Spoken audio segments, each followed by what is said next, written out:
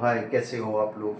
Hope करता हूँ आप सब बेहतर होंगे। A to Z ग्रामर की सेशन में चूँकि मैं डेफिनेशन आज आपको पढ़ा रहा हूँ, तो उसमें आज इम्पोर्टेंट एक चैप्टर आता है जिसको बोलते हैं हम ईडियम। ये पार्ट है, इम्पोर्टेंट पार्ट इंग्लिश लैंग्वेज का है। अब बात आती है ईडियम है क्या। ईडियम और फ्रेजेस जब एक से लगते हैं फिर दोनों में डिफरेंसेस क्या है, आज हम इसके बारे में समझने वाले हैं। और जब आपको ईडियम और फ्रेजेस का डिफरेंसेस आपको पता लग जाएगा तो बहुत सारी प्रॉब्लम्स सॉर्ट आपकी हो जाएंगी। और ईडियम को लेके हमेशा भी मेरे बहुत सारे स्टूडेंट्स हैं जो कन्फ्यूज़न में रहते हैं कि सर इनके डिफरेंसेस को कैसे समझते हैं, कैसे समझना है। मैं आज आपको यहाँ पे एक डिटेल इंफॉर्मेशन इस ईडियम के बारे में देने वाला हूँ। तो वीडियो स्टार्ट करते हैं, अपने टॉपिक को स्टार्ट करते हैं और इसको हम समझते हैं। चूँकि डेफिनेशन का सेशन है तो डेफिनेशन से हम इसको समझते हैं। और डेफिनेशन क्या होती है, and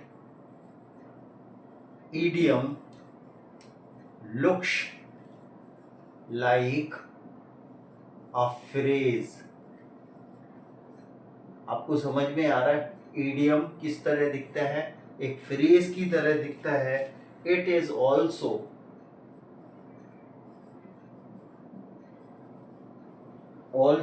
group of two or more words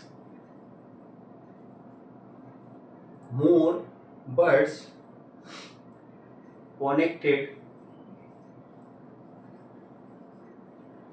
together, जो आपस में क्या होते हैं, जुड़े होते हैं। having incomplete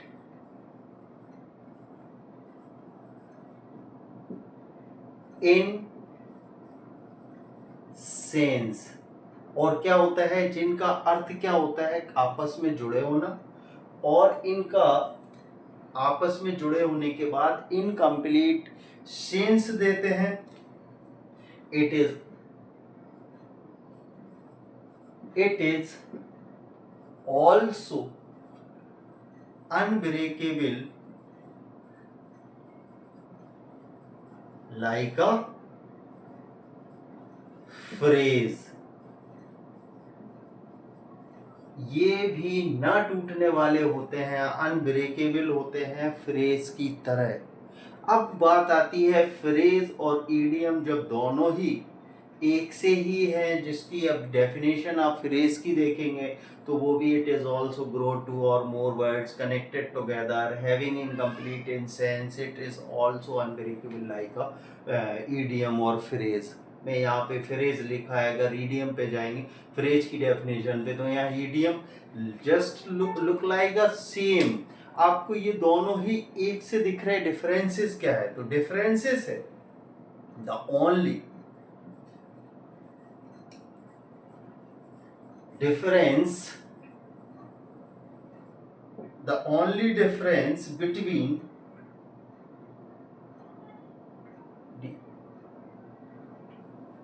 different between two is that a phrase has its meaning according to its words, according to its words, but an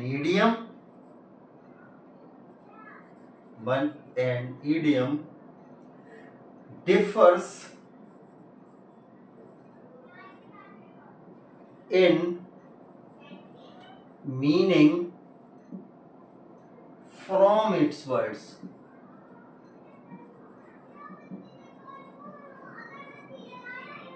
The simple is that the only difference between two is that a phrase had its meaning according to its words, but an idiom differs in meaning from its words. बस केवल ये अंतर है, phrase जो शब्द लिखे जाते हैं वही अर्थ वो सब वर्ड्स देते हैं, और इडियम क्या है, लिखा जाता है जो वर्ड्स उसके डिफरेंट अर्थ देते हैं उनको हम बोलते हैं इडियम। ये इसका कंप्लीट डेफिनेशन है। और चलो अब हम इसको ना कुछ एग्जाम्पल से समझ लेते हैं।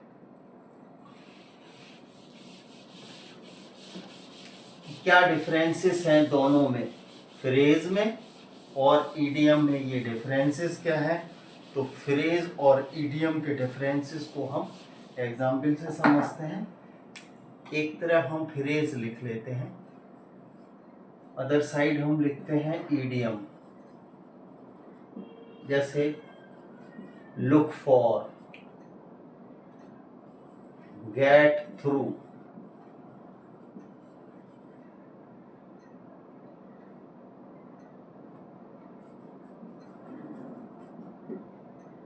Light and value, in hot water. दूसरी तरफ in the morning,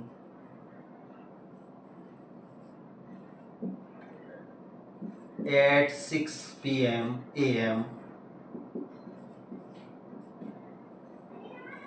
at 6 PM हो गया। अब ब्रेव हो गया, इन हॉट वाटर हो गया। अब दोनों में डिफरेंसेस क्या है, ये जो वर्ड लिखे हैं यही अर्थ देते हैं तो इनको हम बोलते हैं फ्रेज। लिखा ये वर्ड है, अर्थ ये वही नहीं दे रहा तो ये होता है इडियम। दोनों का एक एग्जाम्पल से हम समझते हैं। सपोज दैट हम इस इन हॉट वाटर का एक एग्जाम्पल आपके सामने लेके आपको बताते हैं और आप देखेंगे डिफरेंसेस क्या है इन दोनों में, ये आपको इजी समझ में आ जाएगा। जैसे my friend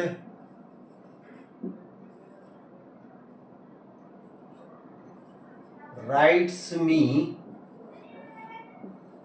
he is in hot water these days। मेरा फ्रेंड मुझे लिखता है कि वो इस समय काय में है, कष्ट में है। आप देखें इन हॉट वाटर का मतलब क्या लिखा मैंने, कष्ट में, हॉट वाटर। और वैसे गर्म पानी अगर हम बोलेंगे तो वो फ्रेज है, और यहाँ पे इन हॉट वाटर का मीनिंग हमने क्या लिया, कष्ट में लिया इसको, कि ये क्या हो गया, इडियम। इसी तरह से दूसरा इसी का एक सेंटेंस ले लेते हैं। आई पुट सम सर्फ या washing powder, Surf in hot water and washed my clothes. मैंने कुछ सर्फ गर्म पानी में डाला और कपड़े धोए। अब यहाँ इसका जो अर्थ आ रहा है, ये क्या अर्थ आ रहा है, गर्म पानी, यानी जो लिखा है वही अर्थ दे रहा है तो ये क्या हो गया, फ्रेज हो गया। और इडियम लिखा जो वर्ड है उसके डिफरेंस मीनिंग दे रहा है, वो होता है इडियम। कुछ और सेंटेंस से हम इसको समझ लेते हैं और वो आपको डिफरेंसेस आपको बताने हैं। आप इजी इसको डिफरेंसेस को बता सकते हैं। आप जब सेंटेंस को पढ़ोगे आपको इजी समझ में आ जाएगा कि ये क्या दोनों में डिफरेंसेस हैं। ही wakes up early in the morning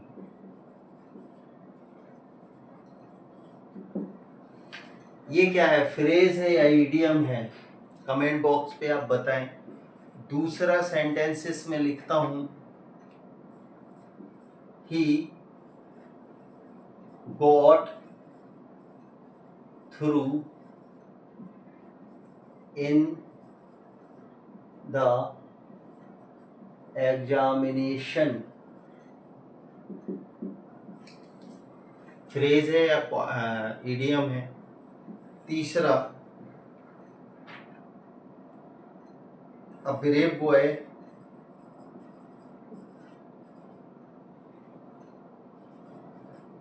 a brave boy saves himself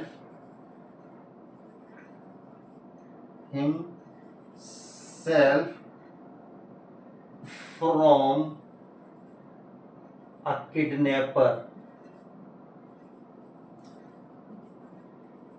phrase और इडियम आपको कमेंट्स में बताना है। और एक और लास्ट ले लेते हैं हम, they are looking for a job. Comments box में बताइएगा ये इडियम इसमें कौन सा है, कौन सा है इसमें आपको फ्रेज मैंने यहाँ लिखा है। और आपको इसका अगर ये समझ में आ जाता है डिफरेंस, तो आपको बहुत इजी हो जाएगा इंग्लिश को अंडरस्टैंड करने में, सेंटेंसेस को बनाने में। और इस तरह की इंफॉर्मेटिव वीडियो को देखने के लिए चैनल को लाइक करें, शेयर करें, सब्सक्राइब करें। Thank you. जय हिंद।